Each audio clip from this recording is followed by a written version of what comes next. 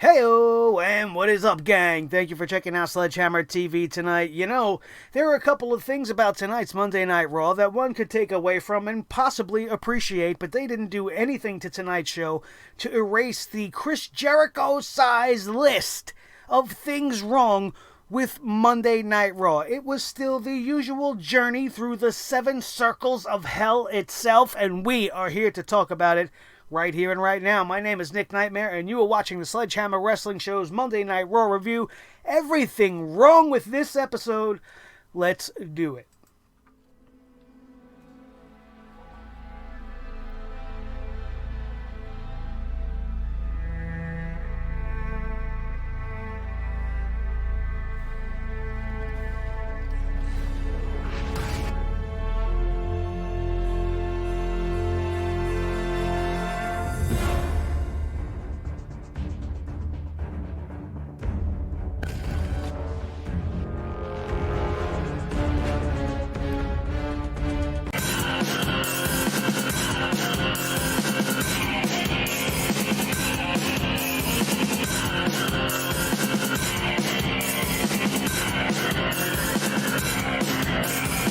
Sledgehammer Wrestling Show.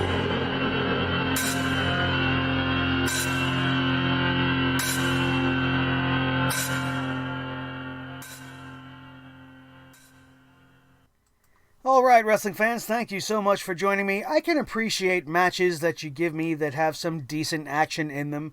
I can appreciate matches that you give me that have decent run times. I can even appreciate the fact that you want to put some time and effort into a universal title program that genuinely has everybody disinterested. Everybody is fallen out of favor for the most part with Seth Rollins. Nobody cares about Brock Lesnar being the Universal Champion. Nobody wants him being the Universal Champion, so nobody really has that much interest in their SummerSlam encounter. You probably can't say that very much after tonight. And while, yes, it's just a rehash of some of the stuff that we have seen between Brock Lesnar and Seth Rollins before, I can appreciate the fact that they took it to a whole nother level of intensity. I can appreciate the amount of selling that Seth Rollins did tonight to make the beatdown that he took borderline real. It's going to have the average fan looking from the outside going, oh my God, Seth Rollins might have broken ribs and internal injuries and this and that. And that's good. That's good for the match. It's good for the story. It's going to make people care. However, that's about it when you want to talk about the appreciation portion of this show, because what we really do here is bring the hammer down, and they gave us 1,000,001 reasons to do just that. And they started it off right from the beginning when they began Monday Night Raw tonight with a promotional package put together that I thought was going to be something taken seriously for the WWE Championship. It felt out of place since the WWE Championship is on the SmackDown Live show. Not that that really matters anymore. But then it became a joke. It became the biggest joke in all of professional wrestling, and as if it wasn't bad enough, they took all night long at every opportunity they could to make the 24/7, hey, look at me, I'm a clown, avocado, gold-plated, championship nonsense joke of a just piece of trash title belt, and make it even more of a joke than you could ever imagine. I didn't think they even had that in them. I know they've been putting out some bad stuff, but I did not think that they could take this championship and the level that I already hated it and elevate my level of hatred for this championship each week even higher and higher and higher. I can't even come up with any more names for it because it just aggravates me. I don't even want to be talking about it with you guys at all on any episode of my show, but they give me no choice. They want to start tonight with a mosh pit match, whatever the fuck that means. A mosh pit match? What the hell is a mosh pit match? Why not just call it a handicap match? What made it a mosh pit? What made it a mosh pit? Because some idiot in the back was booking this match and said, oh, you know what we should do? We should have Drake Maverick body surf around the ring, and then have them put him back up, and then he can go in and lose this match in 2 minutes. Oh, well, how would we get so many guys outside the ring? Why would they body surf him? Oh, well, we have to call it a mosh pit match. What happens at concerts? Where do they body surf people? In the mosh pit at a rock concert. You ever go see Metallica live? There's somebody usually floating around the crowd down below. But this is what they decide to do. But it gets infinitely worse. Infinitely worse, as if the body surfing thing and the mosh pit nonsense wasn't enough. They go on and let R-Truth retain the championship. Drake Maverick is in this mixed tag team match with Renee, whatever her name is. I was almost going to say Young. Renee Michelle. And last time we seen her, she was in the Mae Young Classic, I believe. All of a sudden, she's Drake Maverick's wife. I don't know if that's kayfabe or not. I don't even give a shit. I don't know why she's opening Monday Night Raw with her husband. These guys should be in a hotel somewhere banging like rabbits if they're newlyweds, but she won't consummate the marriage because he lost her favorite avocado. Do yourself a favor, honey. Go down to Key Food or Walmart or wherever it is that you buy your fucking avocados. I don't know if they sell avocados at Walmart. I don't know, but if they do, go down there and take $2.50 and get yourself an avocado, draw a little gold circle on it, and then let the little dude get laid. Let the little dude get laid. What the hell are they doing opening Monday Night Raw tonight? I wanted nothing to do with this whole entire segment, and again, it continues to get worse. Drake Maverick loses his opportunity to get laid once again, and now all these mosh pit idiots are all going to jump in and try to pin R-Truth for the title. And we get a big old dog pile on top of R-Truth. There's no way that the referee could have seen R-Truth's shoulders. So if we're thinking logically and we're trying to be reasonable and pretend that we have a modicum of intelligence, what is the referee counting if he can't see the man's shoulders? He would have to clear the pile so that he can see who's on top and if R-Truth kicked out or not. This guy just counted a Zombieland style mountain of bodies, not knowing who the hell was even covering the champion. What kind of an idiot referee does this company employ? And then who comes scurrying out of the bottom of the pile? The king of the cucks, Mike Kanellis. And let me tell you something. And listen, this is not meant to disrespect any women out there or anything like that. I'm just talking as a man. As a man with self-respect and self-worth. I don't give a shit if I was working for Vince McMahon, Cody Rhodes, House of Glory, any wrestling promotion in the world. If you came up to me and said, listen, bro, we're going to offer you 5 years. We're going to give you $5 million by the time all is said and done. But we're going to go out there and make you look like a ballless, spineless, emasculated piece of shit for the feminists to get off on. So that we can have some uber feminist who used to be a diva and was once upon a time in Playboy come out here and act like she's all holier than thou on the social media, and then she's going to go on television and call her husband, not call him, she's going to accuse her husband of having a vagina. She's going to kick him in his vagina.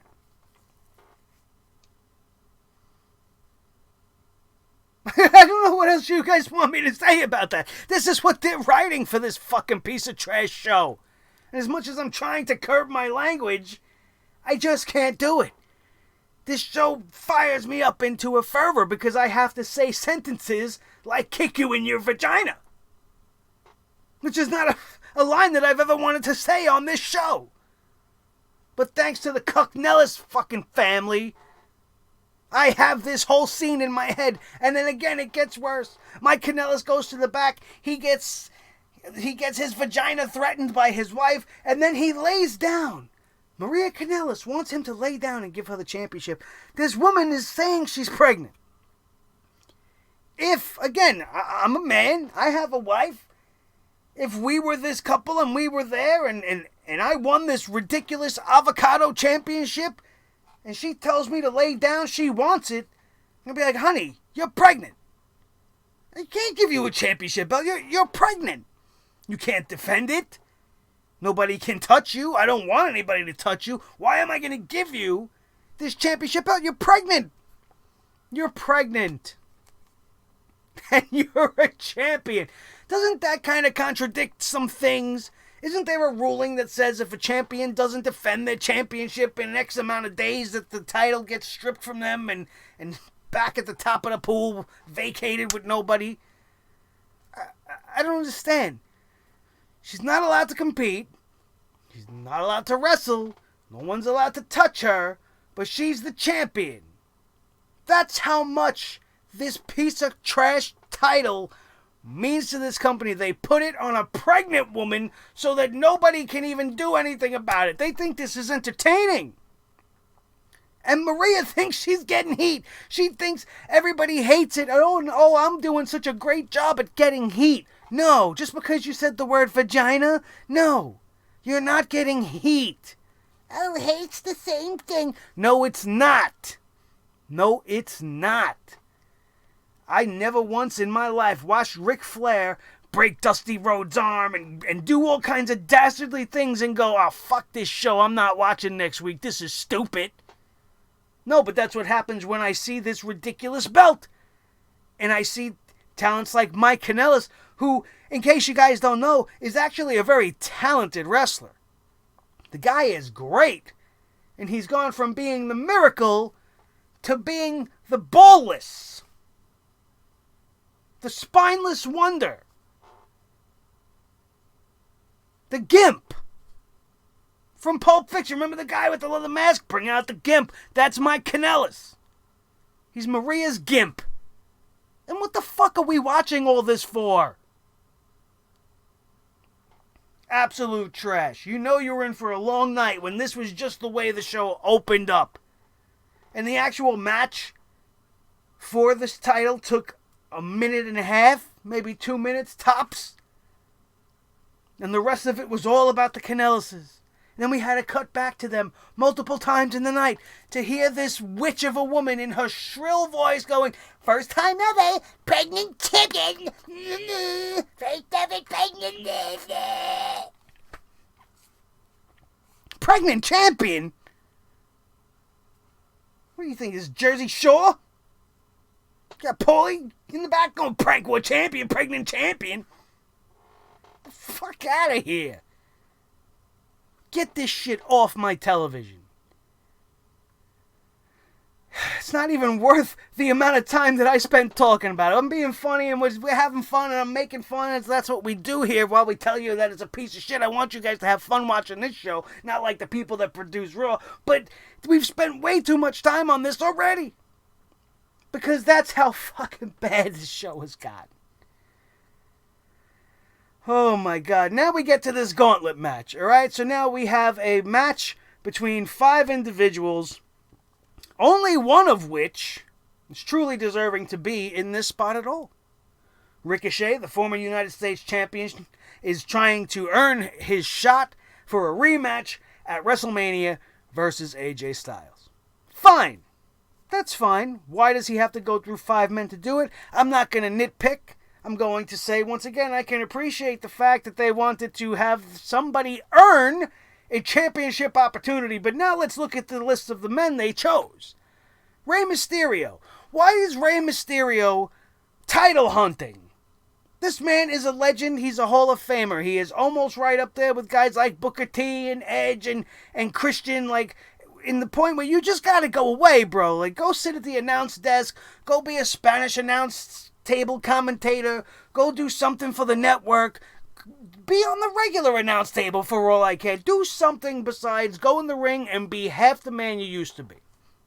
Soaking up all his TV time, giving him these matches against these guys, and not just giving him matches against these guys, but giving him wins against guys that are supposed to be getting wins over people like Rey Mysterio.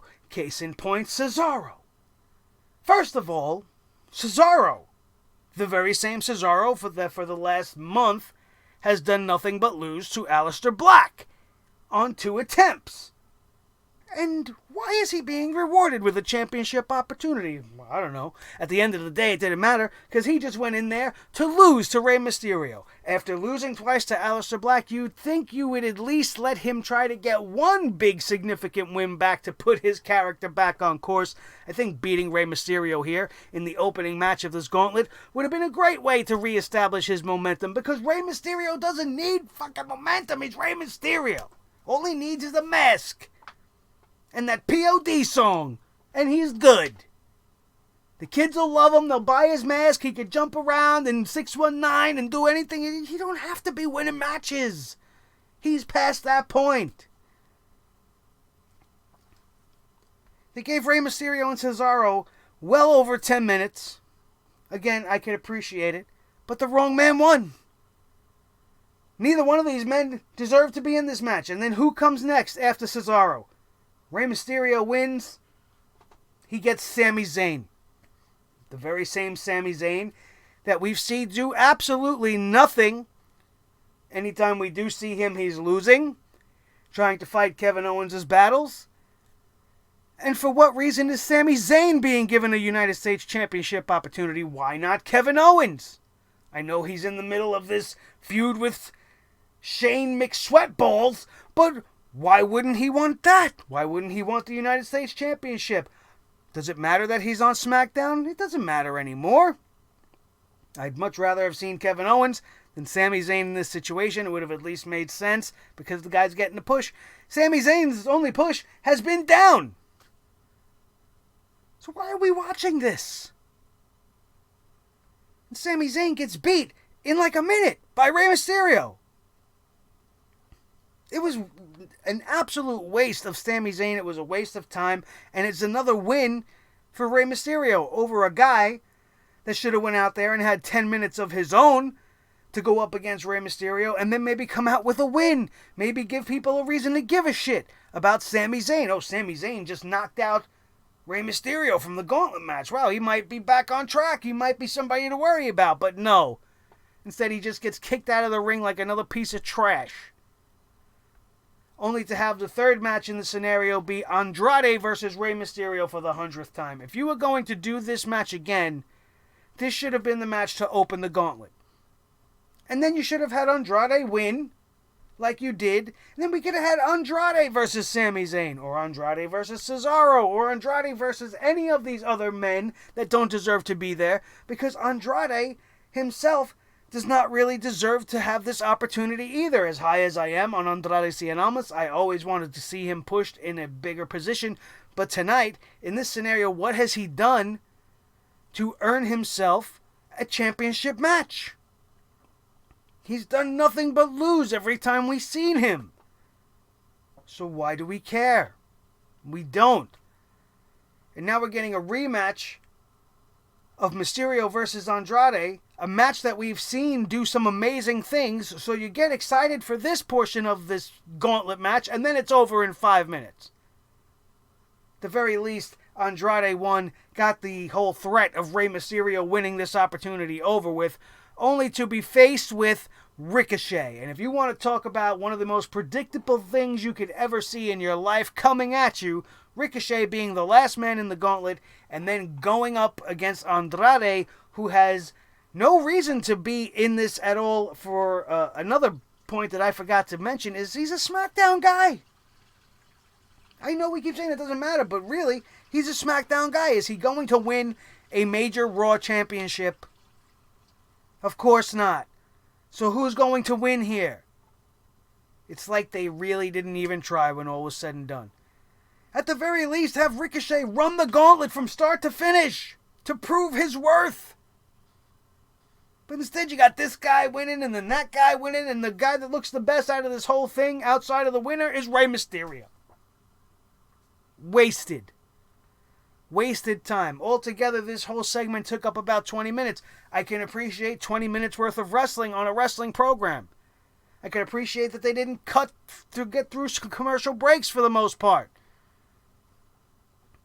But at the end of the day, this could have been done in a much more simpler, much easier fashion, and without I don't want to say burying, because none of these guys were really buried, but they are definitely not being showcased to the best of their ability.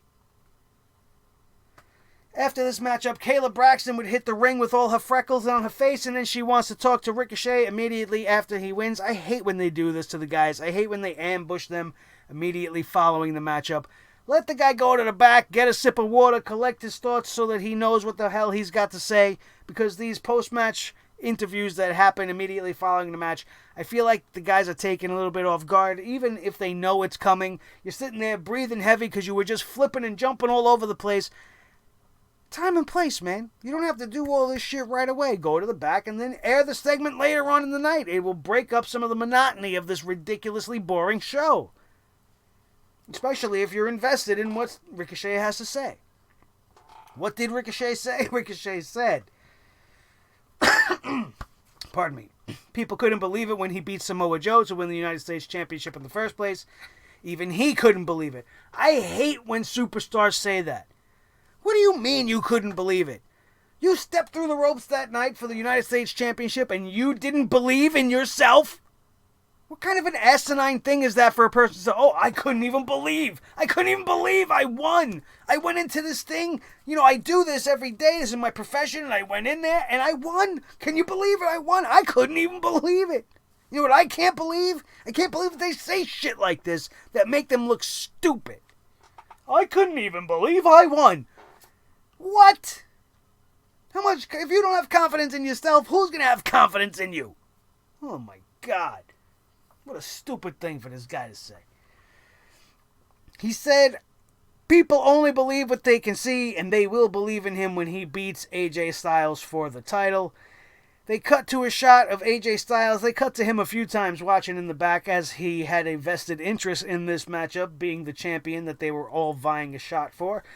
And he was laughing. He was laughing at Ricochet, probably because this guy couldn't even believe that he won the championship in the first place. He doesn't believe in himself. Why do I have to take him seriously as a threat? So of course AJ's laughing, because that was a phenomenal joke. Just like the rest of this show. After this is when we go backstage. Mike Kanellis goes to his wife, tells her that he won the title. Doesn't matter. We're not talking about this again. We're not. We're skipping right past it. She tells him about the vagina. She wants the unborn baby to have a champion as a parent, because his father's standing right there as the champion. So her saying that again is stupid. It doesn't make sense. I want my baby to have a champion as a parent. His father is standing before your eyes as the new avocado toast champion. Holy shit, this was fucking awful. The whole thing was awful. Maria is the 24/7 champion, the first ever pregnant moron champion. She exited the room, and the second hour would begin. And it didn't begin any better. The second hour would begin with a moment of bliss. I don't understand why this was booked. If Alexa Bliss is having a match with Becky Lynch later on in the evening, there's no need for her to have a segment for a moment of bliss. It's way too much exposure of this girl, and it was really for nothing. This was so that she could pour more salt on the wounds and add more fuel to the fire of the Natalya and Becky Lynch feud, which she should have absolutely nothing to do with at this point. But she seems to be the driving force of the entire women's division. And everything they did with Alexa tonight was just ridiculous and awful. And it started right here with a moment of bliss. She talked about and aired a clip from earlier today in the arena. Fit Finlay was training with Natalya. She was trying to learn a counter to the Becky Lynch finish, the disarmer. Something that a normal wrestler would do. Something that I actually didn't mind too much. But then they ruined it. They ruined it because they shouldn't have had the match between Alexa and Becky booked. What they should have done in this scenario is have this moment of bliss, have her reveal this clip to the crowd, and then go to an interview with Becky later on, You don't have to have this whole match where you're going to end up burying Nikki Cross in the process and making Alexa Bliss try to look like some sort of an evil mastermind by getting one over on the champion. What is her involvement still with this championship? She's been beaten for it. She should be moving on to something else. But instead tonight she wants to fake an injury to stop her match so that she don't have to wrestle anymore. She went about 5 minutes with Becky Lynch before she faked an injury. Had Nikki Cross get in there, and Nikki Cross got beat in under 3 minutes. What does it say about Nikki Cross that Becky Lynch, the Raw Women's Champion, couldn't beat Alexa Bliss in under 5 minutes, but she beat Nikki Cross in 3? All kinds of bullshit with the women tonight, and it was all fucking over the place. It was absolutely awful. It didn't matter. None of this woman stuff on tonight made me look forward to or give a shit about Natalya versus Becky anymore, and I could care less. The triple threat tag team matchup. Luke Gallows and Carl Anderson. The OC, California. No, the club. Luke Gallows and Carl Anderson defeated the Revival and the Usos tonight on Monday Night Raw to become the new Raw Tag Team Champions in a pretty decent triple threat tag team matchup. If you want to be mad at the fact that the WWE gave the Usos a free pass, you want to be mad that Jimmy Uso was arrested with a DUI this past weekend, driving 100 plus miles an hour under the influence of something, and then gets to work on Monday and is rewarded with a championship opportunity, with spots throughout the night on the entire show, with absolutely no repercussion, no violation of the wellness policy. You know, that isn't being drunk a violation of the wellness policy. Isn't being arrested something that most employers would take umbrage with? Well, why are they not being punished? Why are they being put on Monday Night Raw in a tag team championship matchup? When you got the War Raiders sitting in the back waiting to come out and squash a couple of jobbers. These guys have at least been winning consistently. The Usos needed to be punished. This is the second time in as many months that this guy's being arrested. Something is obviously going on with Jimmy Uso, and the WWE is just going to ignore it? They're going to just throw this guy out there on Monday Night Raw, and I'm not supposed to say anything because they put on a good match? Why? Because they're part of the Samoan lineage of professional wrestling? Oh, well, they're allowed to drink and act up and get rowdy and do things to bring negative attention to the company? That's all okay. Yeah, let's put the Usos in there. You could be mad about that if you want. I'm not really all that mad about it. It's actually par for the course in the WWE as of late. I didn't expect them to take the Usos off TV. They didn't do it the first time. Why would they do it this time? So it wasn't shocking or surprising to me to see the Usos. Was I disappointed by it? Absolutely. But I wasn't really that mad at it. You could be mad that the OC has done nothing but lose. Even since becoming the OC, going all the way back since before then. These guys have been a couple of jobbers. They've been showcased and made to look to be a couple of clowns. Even up until last week, or what was 2 weeks ago, whatever it was, when Ricochet single-handedly beat both members of the club in consecutive matches on the same night. While AJ Styles stood on the outside and watched it all go down and did nothing to help the Good Brothers in their efforts to beat Ricochet. And they're being given a shot at the tag team championships. You could be mad at that because they've done nothing to deserve this opportunity. The Usos should be being reprimanded. They don't deserve this opportunity. But they got them. In both scenarios, they got them. But the biggest thing wrong, it's not even one of those things. The biggest thing wrong with this tag team matchup is the fact that they changed the championships on Monday Night Raw with 2 weeks to go till SummerSlam. Next week's the SummerSlam go-home show. They couldn't hold this title match for 2 weeks? Why? Because they felt the necessity to use the Usos? Maybe the Usos are going to be punished now that Raw is over? What was their intentions? Why was this match booked for tonight? Why was this not booked for SummerSlam, when championships should be changing hands? Wouldn't it have been better for the OC to win the titles at SummerSlam instead of just this random Raw in fucking July 2 weeks before? I don't understand this company when it comes to simple mathematical stuff. We got 14 days until SummerSlam. We want to change the tag team title. We got this pay-per-view coming up. Now let's do it tonight instead. What? Instead of coming up with a legitimate reason and a decent story for the next couple of weeks for the club to come up with an excuse to take on the Revival, they give us this nonsensical triple threat match on a random Raw, make it for the titles, and change the championship. That doesn't make any sense. Oh, Raw. It was a moment for Raw. We had giving the fans a reason to want to believe that Raw is exciting and anything can happen here in the WWF. I'm sorry.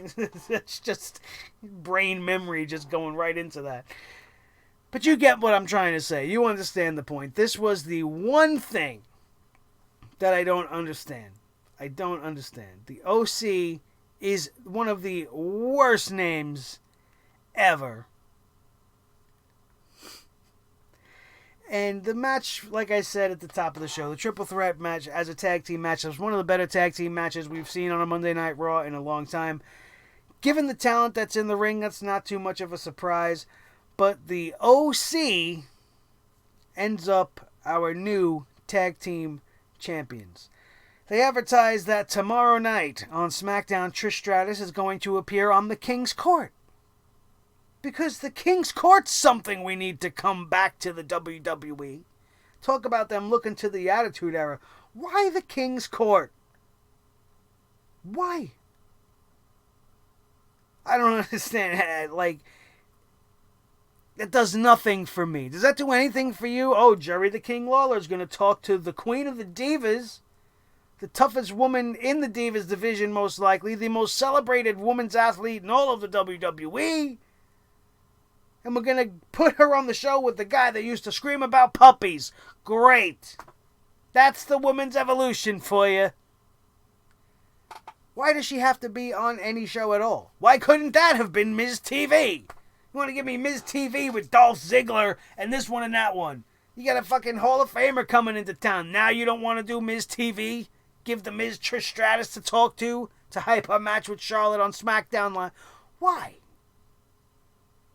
Then you don't want to do a Moment of Bliss, but we're going to bring back the King's Court. Awful. What the hell else happened? Oh, then they wanted to go and recap the Raw reunion from last week. And I did not want to remember any of that, so big points off for that. They followed up the Triple Threat Tag Team Championship matchup. The next match on the card would be the Viking Raiders defeating Cole Carter and Johnny James. And I feel like these guys are just in the back with a hat full of first names. And they pick out 2 random names and then get 2 local yokels and then get them in the ring so that they could be squashed like some ham and eggers, Bobby the Brain Heenan style from back in the 80s when they used to take on guys like Andre the Giant and King Kong Bundy, and the match would only last about a minute and a half tops, and that's what we're still doing with the Viking Raiders, War Raiders, Viking Warriors, Viking nothing. I'm not impressed with them beating Dick and Dale Johnson and Frank Smith and Charlie George and Kofi Kingston instead of Kofi Kingston. It's just awful. It's just, mind-bendingly awful. Yet you put the Usos, who should be being punished in the championship matchup, but the Viking Raiders, we're still going to give them these two fucking idiots. Every week now. We went to the Street Profits, another tag team, being absolutely wasted on the Raw roster. They are the clowns of the evening. They're going to highlight to you all of the moments of the night, and they're going to do it in a charming, and they're going to do it in a comical manner so that you don't give a shit about the Street Profits by the time they get to the ring. If you know what I know about the Street Profits, you know that this is an extreme exaggeration of their characters. It's more like a caricature of the team that they portrayed in NXT. It's exactly what they did to the girls in the Iconics. It's exactly what they do to everybody from NXT. And they take the one attribute about you and they twist it to their liking. They turned Carmella into a dancing moron. She was showing potential in NXT. They turned Bayley into a stale, boring nothing, and that was a character that needed to be delicately handled because she was a 50-50 shot. She was borderline on the boredom scale. But NXT found a way to make her exciting. This is not what they're doing with the Street Profits as well. NXT knows how to book the Street Profits. They know how to book the Viking Raiders. They don't, but the WWE main roster does not. And they continue to prove that with the Street Profits. Who cares? They wanted to also waste them even more by making them waste their breath on talking about Maria Kanellis being pregnant and having the 24/7 championship. Michael Cole's then like, oh, Maria Kanellis might be the champion forever. Why? Pregnancies end, you dumbass. Maybe for the next 9 months. My God. The Raw Women's Championship match we touched upon already. Becky defeated Alexa Bliss due to a match stoppage. She would then be challenged by Nikki Cross and would beat her in half the time it took her to wrestle around with Alexa Bliss until Bliss decided to call it quits. This was a waste of everybody's time and effort, and all of this led to Natalya coming out and getting involved anyway. The crowd didn't really get too much behind it. Neither did I. I could care less about this forced feud for Natalya and Becky Lynch. Nothing has ever felt more forced than this particular feud than I've seen in quite some time. Maybe even forced even harder than Roman Reigns on a Monday Night Raw. But it's the most uninteresting thing they could have done with Becky Lynch. Oh, we're going to Toronto. We need an opponent for Becky in the championship. Who are we going to get? Who's Canadian? Renee Young's Canadian. I'd rather see her in the ring trying to wrestle than what she's doing right now. Awful. Nobody cared. At least I didn't care. You might have cared, and you're going to come down on me and, oh, you keep saying that you don't care. Well, that's because they don't give me a goddamn reason to care. Give me a reason to care. We had to see Maria doing a photo shoot. This was a very interesting and odd moment. It was not interesting for any of the right reasons. She was doing some photo shoot. She got annoyed with the cameraman. She was done taking pictures. And then Braun Strowman was standing there. Braun Strowman was standing there showing off his brown spray tan.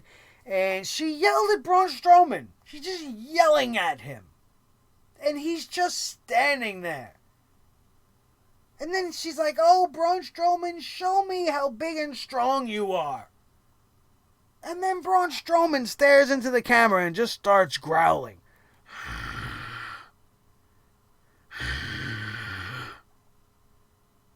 I know, I would be pretty mad, and I'd probably start growling too if I had to stand that close to Maria Kanellis and watch her hold this giant avocado in my face, and I'm hungry and I want to eat it, and I can't.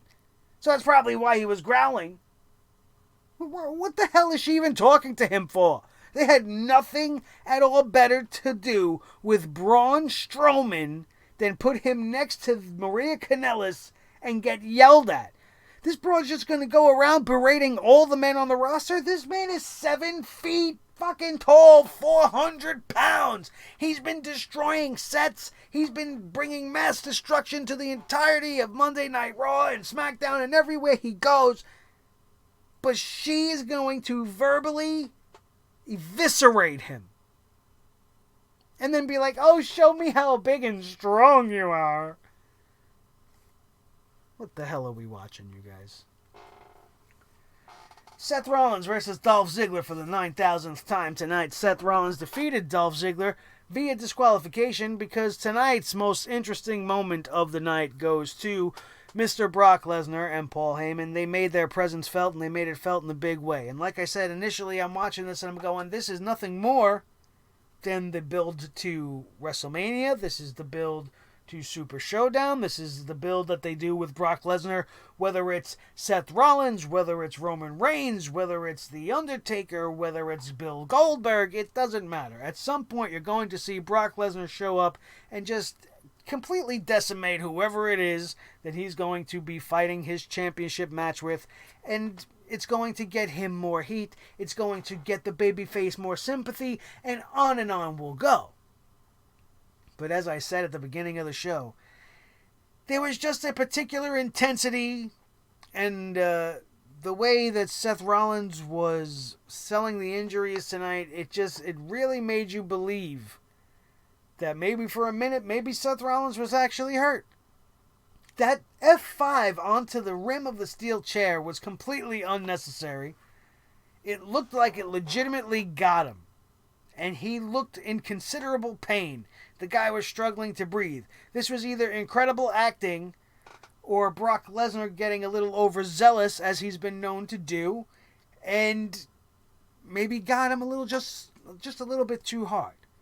You want to believe that that's not the case and that Seth Rollins just did a fantastic acting job, because we did come back to this beatdown as they were loading Seth Rollins into the emergency ambulance. The ambulance was about to take off, and Brock Lesnar standing in front of the ambulance like the Incredible Hulk, and he's just got his hand out like, stop, don't move, and like, if I'm the ambulance driver, I'm gonna at least back up. You know, I'm gonna maybe find some other way out of there. I'm gonna call the police. I'm gonna do something logical. I'm going to maybe at least shout, hey, get the hell out of the way, you big goon. I got somebody hurt in the back. It's my job to fix him. I took a Hippocratic oath. I got to go get this guy to a doctor. Like, you know, whatever. Make it creative. Do something. But no, instead Brock just stands there and then walks around the ambulance. Now, if I'm an ambulance driver and the guy that's trying to stop me from moving forward exits from being in front of me and walks around the back, in that time he's walking around the back, I'm putting pedal to the metal and I'm taking off. These are just some logic gaps that I've happened to find in this segment, because the purpose of this show, ladies and gentlemen, is everything wrong with this show, not everything that they did fantastic and great, because that show probably would never exist anywhere. So I didn't so much appreciate some of the semantics of the excessive beatdown that came following what went down with Brock Lesnar and Seth Rollins. He did F5 him again into a stretcher.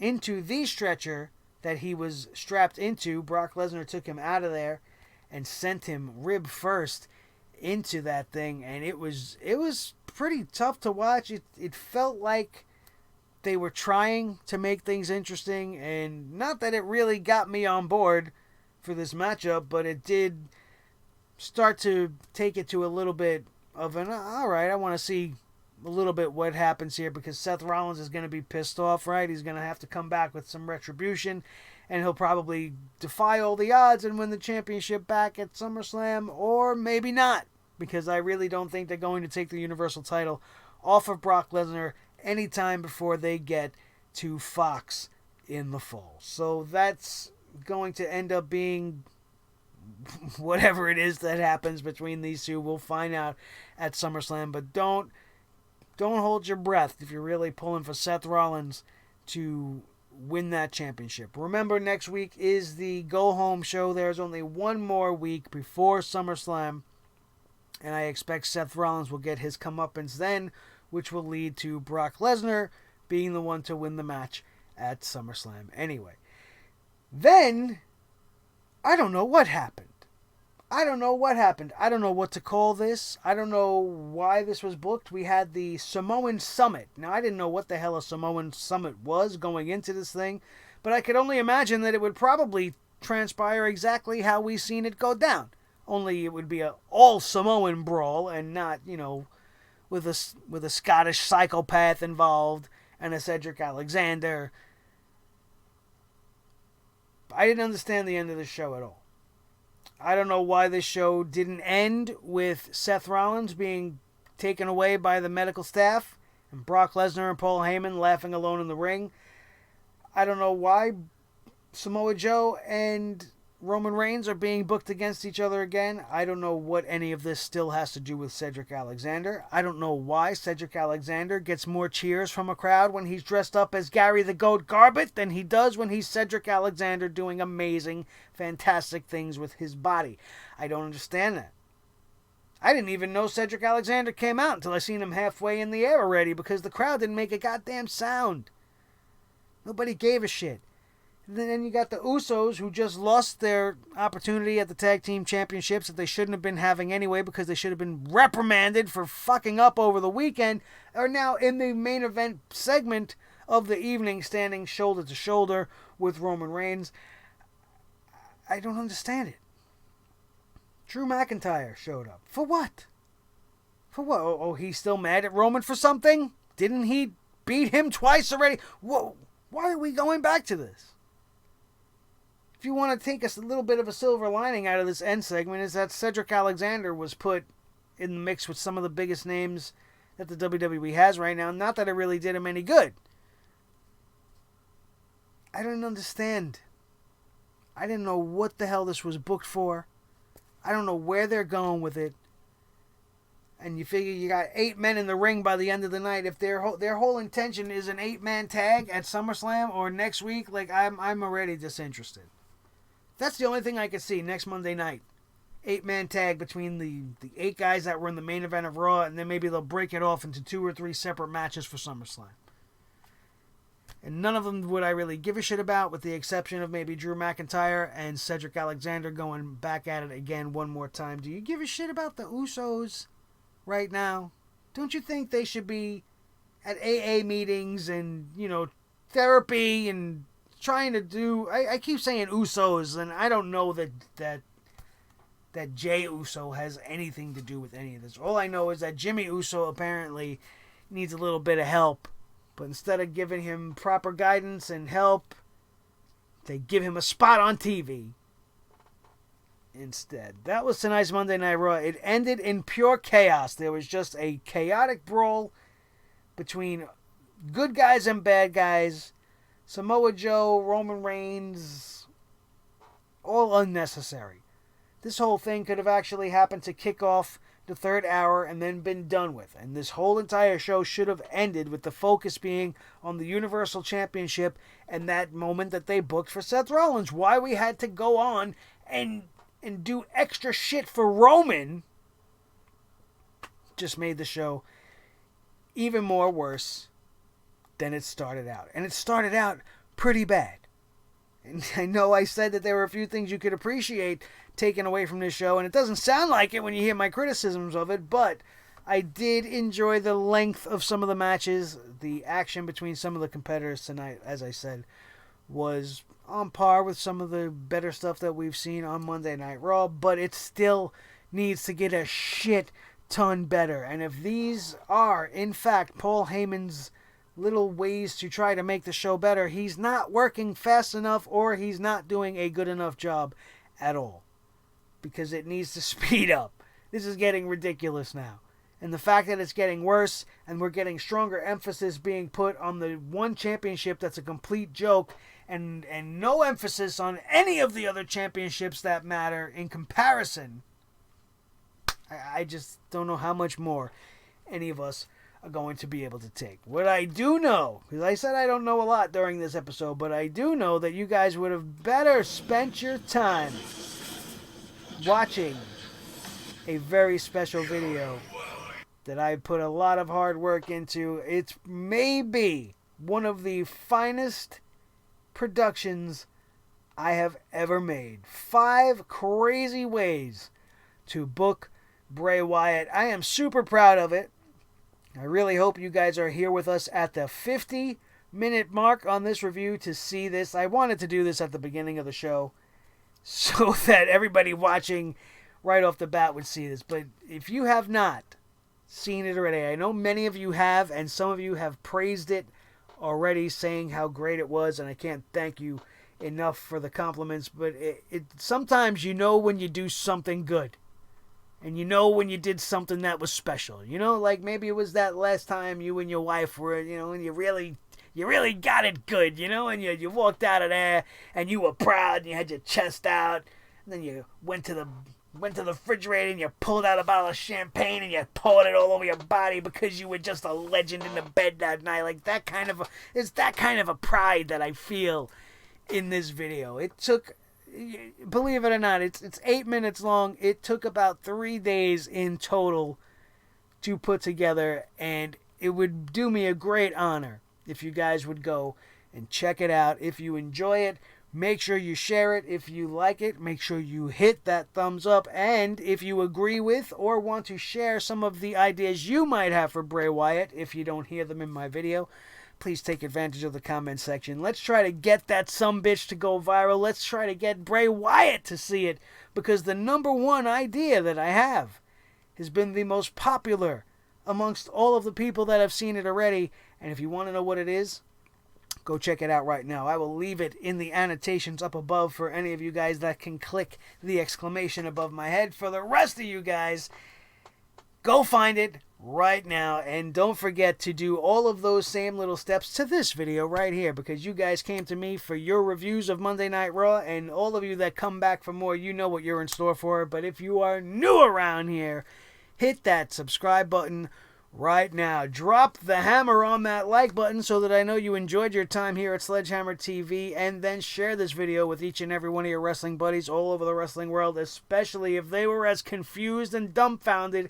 at the ending of tonight's Monday Night Raw and need a little help figuring it all out. Don't forget to check out everything else besides the Bray Wyatt video that we have on this channel. Follow me on Twitter at Nick Nightmare. Check out the Instagram page at Nick_Nightmare over there. I'd love to get those numbers up. So if you guys have any of those social media outlets, please find us and follow us on all of it, because it's a great way to keep in touch with me on a little bit more personal level. If you want to get to know me a little bit better, that's the best way to go about doing that. Who the hell is this guy? Why would I want to get to know you better? Well, you want to know why? Because my name is Nick Nightmare. This is the team. Thor the Sledgehammer, the official Sledgehammer of the Sledgehammer Wrestling Show. His tag team partner, the World Heavyweight Champion of all the microphones in all the world, Mr.